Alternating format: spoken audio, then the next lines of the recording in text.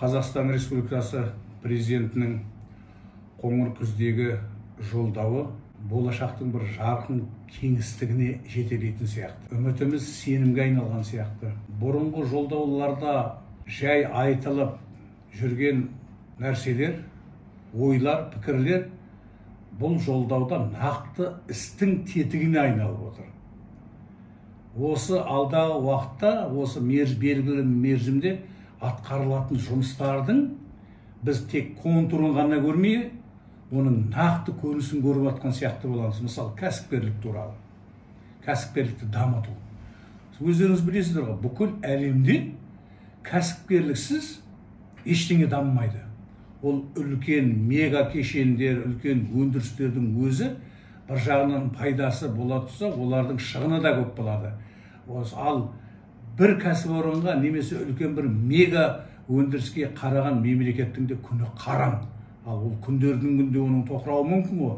Ал шағын, орта кәсіпкерлік еліміздің түкпір-түкпірінде ендеп дамитын болса, ол Қазақстанның үлкен бір биікке көтерілгеннің куәсі болатындай болады. Сондықтан президенттің кәсіпкерлікті дамыту, оның негізгі тетіктерін жүзеге асыру, биліктің оған араласпауы керектігін, және салық төлемдерінің мөлшері, оның да мәселен теңгермешілік деңгейдің аясында шешілуі тиістігі. Мысалы, бізде қазір қарап отырмыз, осы кәсіпкерліктің барлық нысандары, субъектілері салықты бір мөлшермен төлейді. Тіпті миллиардтар тауып атқан кәсіпорындарда сол пайызбен төлейді. Шағын өзін-өзі күн зорға көріп отқан кәсіпорындарда сонымен төлейді. Сондықтан бұл жерде дифференциалды салық жүйесіне енгізу, бұл да осы кәсіпкерлікті қолдаудың бір дұрыс жол деп түсінуіміз керек. Сосын тағы бір айтылған жағдай, ол әлеуметтік көңіл күй. Мысалы, қай мемлекетте болса бірінші кезекте мектептер салу, оқу-ағарту саласын, медицина саласын дамыту, және де онда қызмет ететін құрамның жалақысын көбейту, бұл былайша айтқанда әлеуметтік қоғамның қуатын көрсетеді. Біз осыған жетуіміз керек деп нақты айтқанның өзі неге тұрады. Сосын мені өзімді бір толғандырған жағдай сайлау мәселесі. Азаматтық қоғамды құру үшін ең бірінші сайлау. Сайлау барлық азаматтық қоғамның жолдары, күре тамырлары сайлау арқылы өтеді. Ауылдың әкімін, қаланың әкімін, мекеменің басшысында сайлау болса, ол сол бір белгілі бір топтың белгілі бір позициясын көрсетеді.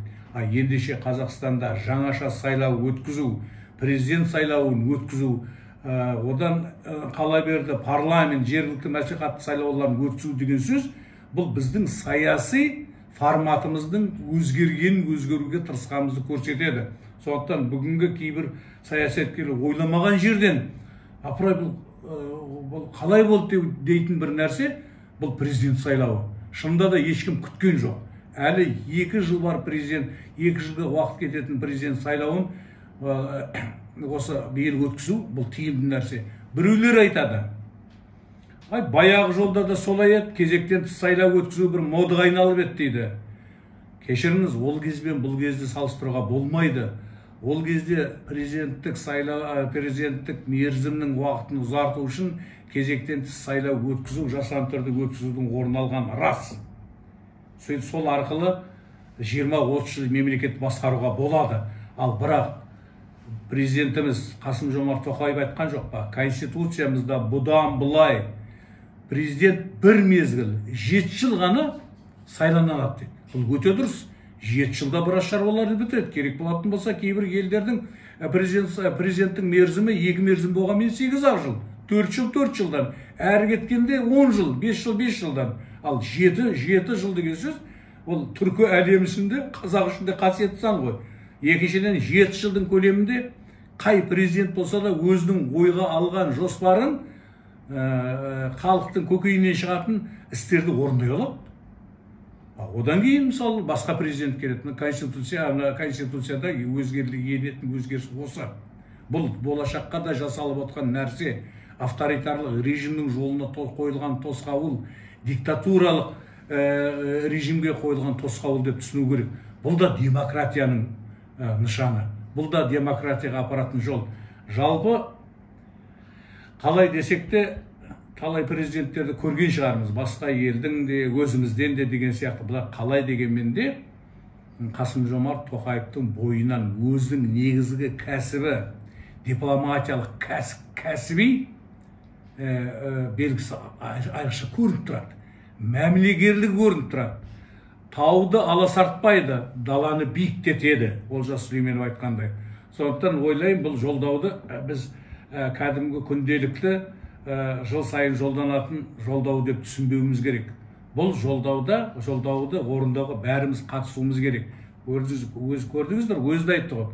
Біз орталықтандырудан бірте-бірте қашуымыз керек.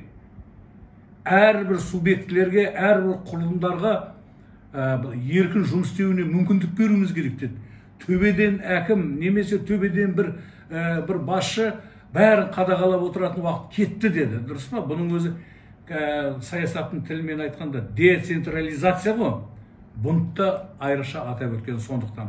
Сондықтан қымбатты жерлестер, қызылордалықтар, биылғы қоңыр күз соншалықты ыстық болғанмен де оның да бір қоңыр самалының соғатынын, біздің жанымызды желпіндіретініне сеніңіздер.